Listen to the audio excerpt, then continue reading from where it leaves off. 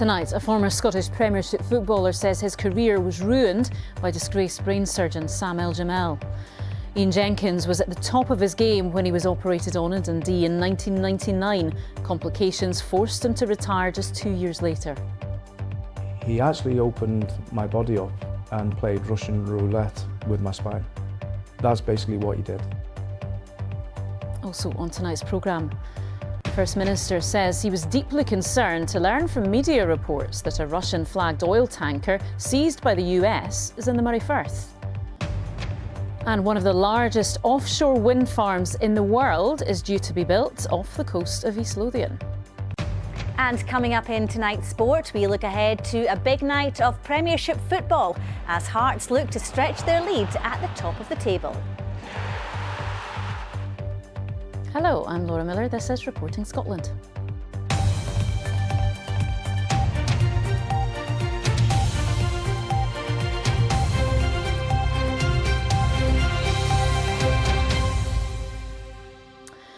Ian Jenkins was at the top of his game. He had captained Dundee United and played internationally. But all that changed when he was operated on by the disgraced brain surgeon Sam El-Jamel at a private hospital in Dundee. Subsequent complications forced him to retire from football within 2 years. That was more than 20 years ago, but to this day he still suffers the effects of that operation. A public inquiry into El-Jamel's work is currently underway. He's believed to have harmed dozens of patients, leaving some with life-changing injuries. Ian has been speaking to our reporter, Louise Cowie. To say it nearly broke me would be an understatement. It nearly broke me mentally, physically. It has. It's taken my life. My life's been stolen away from me. My life was a football player. I was a professional athlete. That really was superb defending from Jenkins, the Northern Ireland international. He got back so quickly. In 1998, Ian Jenkins signed for Dundee United, and within months he was captaining the team. He also won 6 international caps for Northern Ireland, but he started experiencing constant back pain and was seen by disgraced brain surgeon Sam El-Jamel as a private patient at Fernbury Hospital in Dundee. El-Jamel, who was head of neurosurgery at the city's Ninewells Hospital, operated on Ian's spine, after which Ian says his body started to crumble. He actually opened my body up and played Russian roulette with my spine. That's basically what he did. And within the space of 2 years and 3 operations further down the line, I had to retire from professional football. Absolutely. Ian was just 29.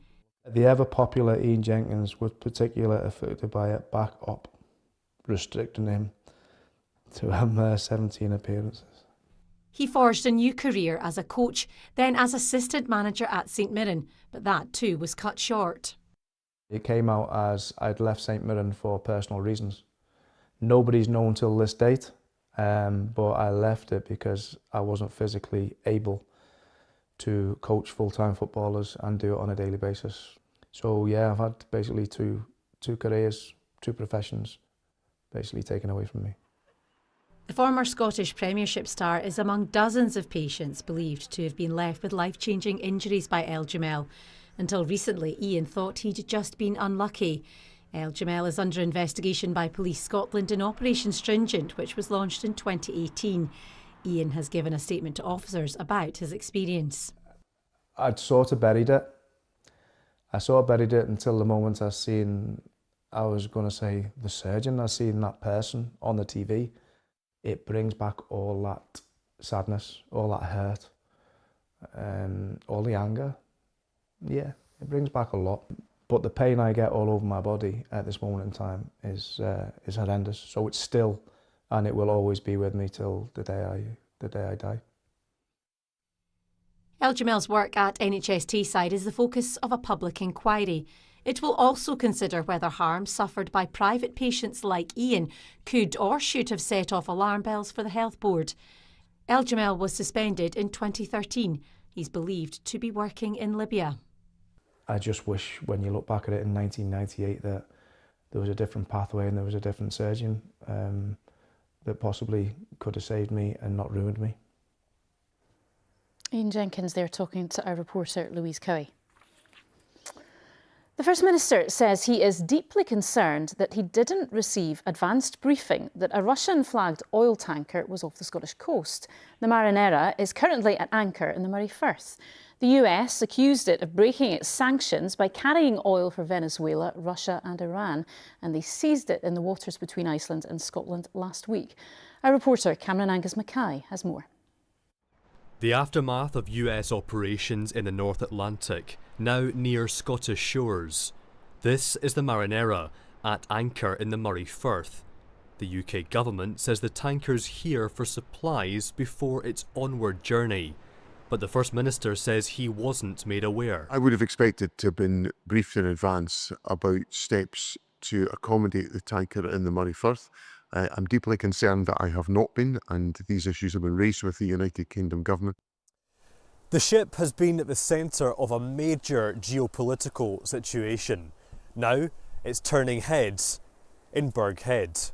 It's a bit concerning that it's in the waters, close to us. So, I mean, it's a sea ship from we don't know where. You've got RAF Lossiemouth, which is, 5 or 6 miles away.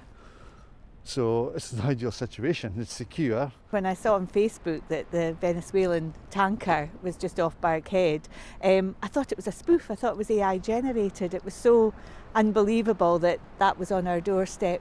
Others are pleased to see Scotland playing a role. I think that the reassurance, if people need it, is that we have a very skilled military footprint in Moray at RAF Lossiemouth, and of course with the 39 Engineer Regiment at Kinloss as well. They have been there for a long time. Questions remain about the identities of the crew and the ship's final destination. I don't believe it's going to stay in the UK or anything. That doesn't make sense logically because the US is the one with the warrant out on it. So hypothetically, it would continue on its way to US waters. While the length of its stay is unknown, some fear the presence of the boat could push Scotland and the UK into choppier international waters. Cameron Angus Mackay reporting Scotland, Burgh Head. The cost of a new maternity hospital and cancer centre in Aberdeen is expected to be 3 times more than originally planned, at more than £420 million. The Baird Family Hospital and Anchor Cancer Centre were meant to be open in 2020, but have been hit by significant delays. Well, our reporter Rebecca Kern is at the hospital site in Aberdeen for us tonight. Rebecca, what more can you tell us about these figures then? Well, Laura, this is a huge jump in the expected cost, given that the initial estimate was around £134 million. This project was given the green light back in 2014, but now more than a decade on, neither facility is open and costs are spiralling.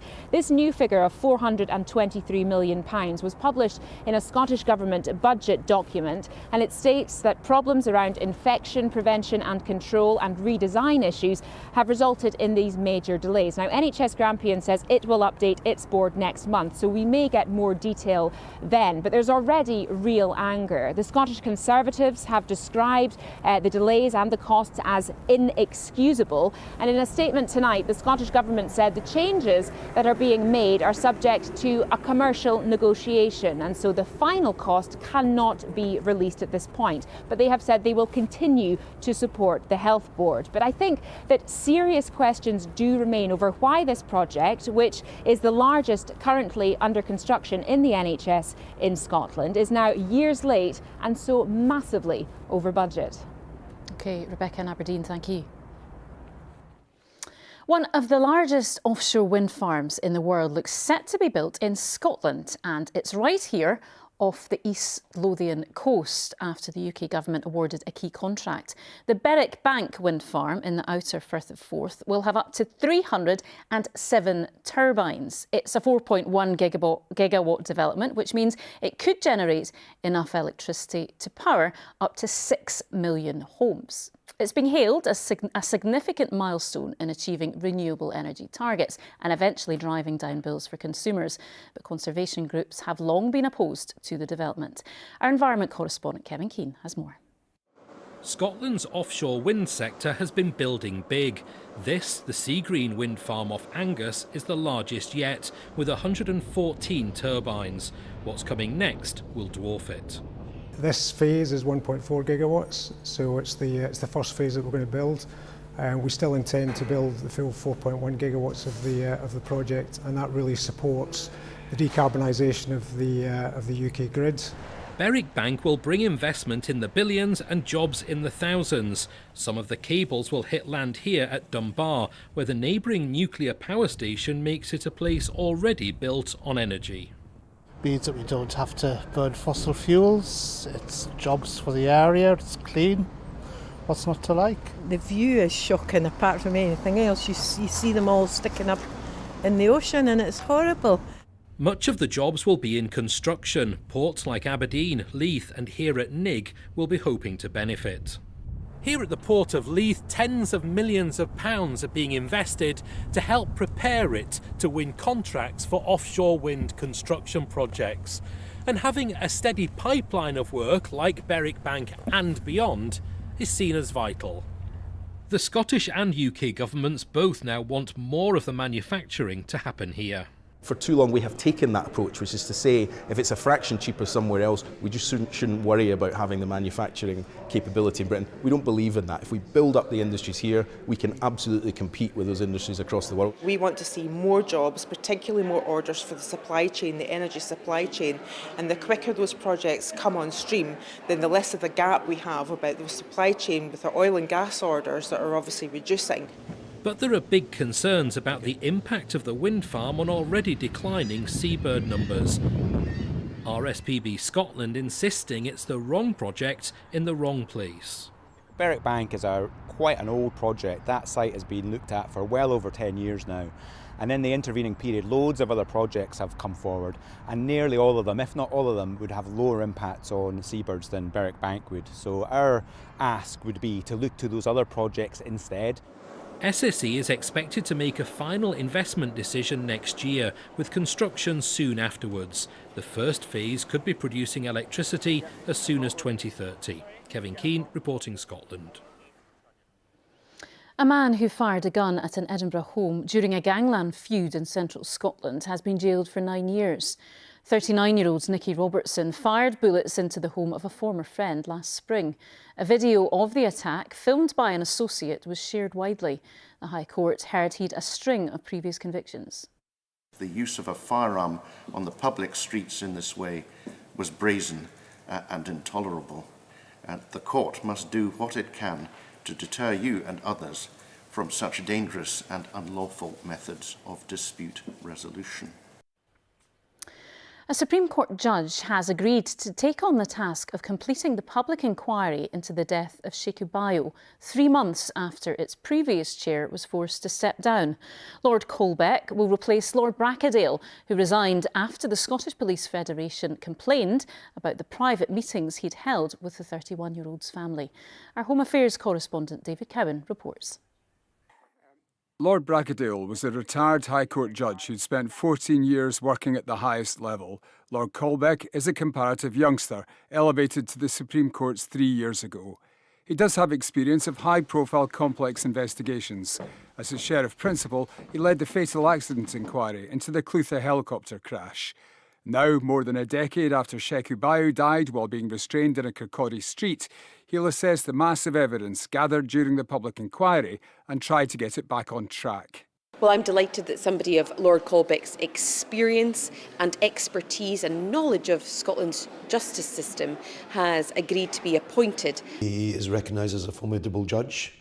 He has an impeccable reputation and has a no-nonsense approach, which is what's needed now. Will the families be seeking any meetings with Lord Colbeck in the way that they had with Lord Brackadale? Absolutely. There is nothing unusual about a chair meeting with families. In fact, Lord Colbeck will have met with the families in the Clutha inquiry.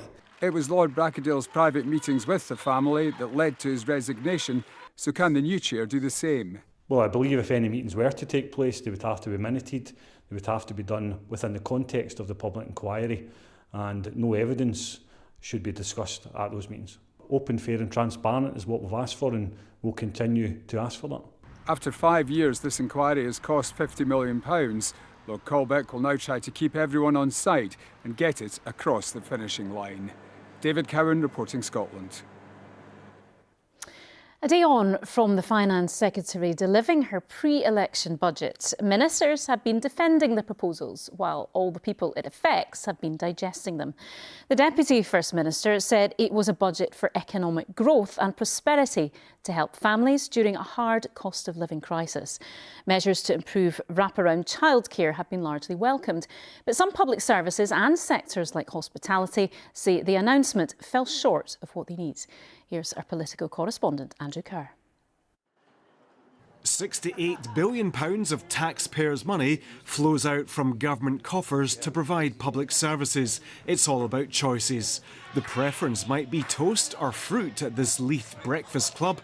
The First Minister highlighted one will be open in every school by next August, and that's been welcomed. There will be children who wouldn't have another opportunity for a breakfast who will have that opportunity. There'll be families who parents will be able to take more shifts or into new jobs. But here the spirit fails to cheer, according to the hospitality sector.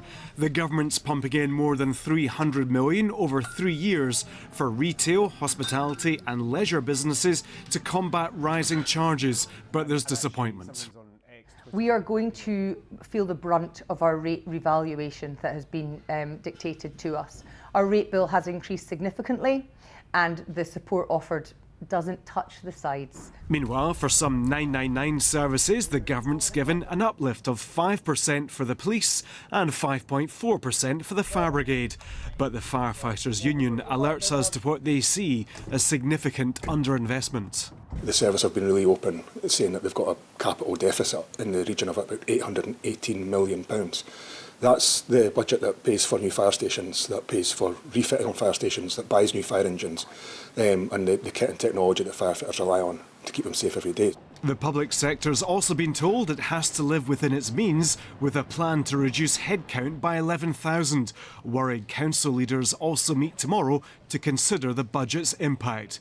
On a brighter note, there's a universal Learn to Swim offer for every child to mark the Commonwealth Games. Many pools have shut due to funding, but this former swimming star thinks the offer's worthwhile. The cost of swimming lessons are getting expensive, so it does make it very disproportionate depending on your background as to whether you can get access to this or not. So for me, I think it's brilliant in that it means nobody's discriminated on their background. Here in Parliament, opposition parties have been picking over this pre-election budget as well. Winners and losers in the budget, winners and losers in the election.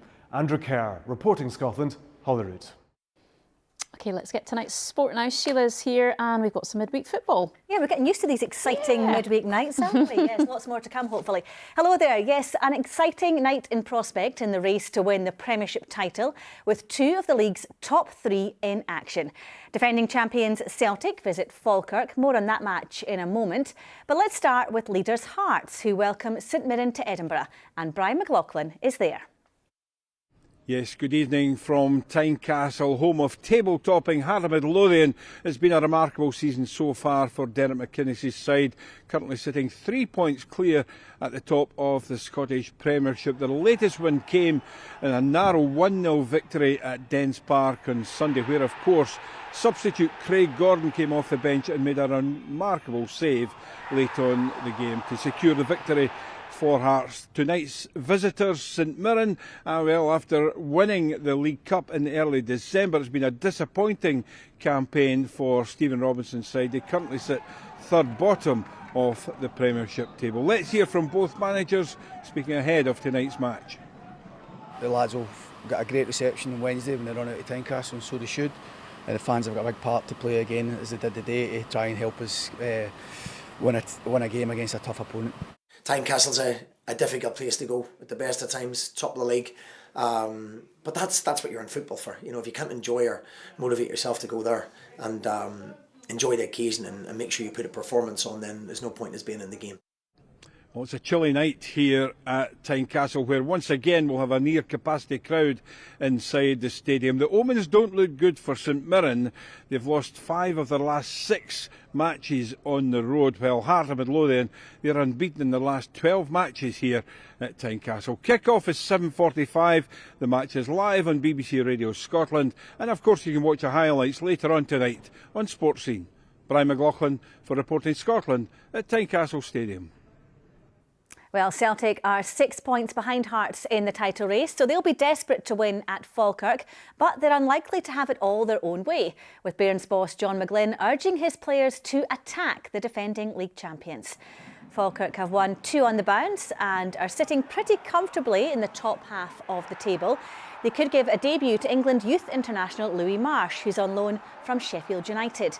While Martin O'Neill made an immediate impact, not for the first time this season, when he returned to the Celtic dugout for a 4-0 win against Dundee United.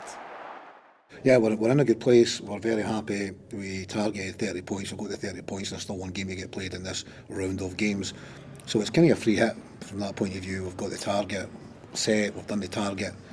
We can, no handbrake on. We can go and have a right go in this game. They've got the right guy in charge now who can just kind of be the glue at this point with the fans and the board. There's a bit of tension, a huge bit of tension, to keep them ticking over. Meanwhile, you've got to believe that Celtic are really looking at players to come in and go right into the starting 11. Rangers have signed Belgian fullback Tuur Rommens on a 3.5-year deal from Westerlo. The 22-year-old, who's been capped at youth level, will compete with Jayden Magoma for a place at left back. And the Ibrox side are in discussions with winger Andreas Skov Olsen, who's played 40 times for Denmark, about a potential loan move from his parent club Wolfsburg. We understand Rangers are in negotiations about the price of an option to buy deal at the end of the season. Edinburgh Rugby head coach Sean Everett has signed a new 2-year contract to lead the club until 2028. The South African arrived in the capital 3 years ago and has guided Edinburgh to the semi-finals of the Challenge Cup before securing Champions Cup qualification, where they've impressed this season. However, his reign has also seen inconsistent results. Everett says he's incredibly proud to sign a new deal. And snooker and John Higgins will face the daunting prospect of taking on defending world champion Zhao Xintong in the quarter-finals of the Masters, after the Wizard of Wishaw impressed in a 6-2 win against Barry Hawkins. 50-year-old Higgins rolled back the years with a tremendous display of long potting and 6 half-century breaks to book his place in the last 8.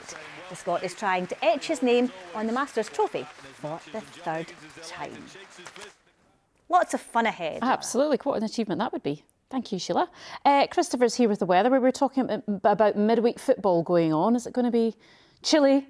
Yes, it is going to be chilly. Not to be unexpected for this point in the year, but not as cold as last week. So there's always a ray of swings and roundabouts in there somewhere. Some sunshine around today, but some sharp showers as well, and a weather front moving in. Let me tell you more, Laura. Good evening to you. Yes, we had a dry and bright start for many parts of the country today, but it didn't last long. The clouds soon thickened. And this is why. This is the satellite and radar picture. A weather front working its way in off the Atlantic, bringing thickening cloud and outbreaks of rain. So for many, turning rather overcast rather quickly. So through the course of this evening, we're now seeing the wet weather working its way eastwards, reaching all parts over the next few hours, and it stays fairly damp overnight. Any winteriness confined to the very highest ground. Temperatures in towns and cities 3 to 5 Celsius, and perhaps 1 or 2 icy patches around as well. Looking ahead to tomorrow, and for many central, southern and eastern parts, there'll be a few showers, but actually generally dry and bright for you, with most of the wet weather confined to parts of Argyll, the Highlands and the Islands, and most of that wet weather will be of rain. Here's a snapshot mid-afternoon tomorrow. There'll be some brightness coming through, sunny spells, temperatures around 6, 7, 8 Celsius. The best of any dry and bright weather likely in the east and northeast. You can see those showers streaming in through the Highlands and Islands, and at times across Orkney and Shetland as well. As we head into tomorrow evening and tomorrow night, under clear skies, it will be cold and frosty again. 1 or 2 icy patches around, some freezing fog patches as well. Now, if you were watching yesterday, we were talking about this area of low pressure. We thought it might be a bit further west and affecting us, but actually the latest model has it out to sea, thankfully. So that means for most on Friday, it should be dry. There will be some freezing fog patches around. Those could be stubborn to lift. And the best of the sunshine likely across the northeast. A few showers drifting in towards the west and southwest. And once again, it will be a rather chilly feel. Just 2 degrees there in Inverness. Elsewhere, 4 to 6 Celsius. That takes us to the weekend, and we have high pressure nearby, just exerting its influence across our shores, keeping things largely dry, but also largely cloudy. There'll be some brightness around, likely across parts of the north of the country, where it will be chilly despite any sunshine. Elsewhere, cloudy, the odd spot of rain or drizzle at times. That's the forecast for now. Thank you, Christopher. And that is Reporting Scotland for now. The news at 7 is coming up shortly over on the BBC Scotland channel. And Anne McAlpine will be here with your late news at 10:30 tonight. So join her then if you can. In the meantime, from everyone on the team, do enjoy the rest of your evening. Good night.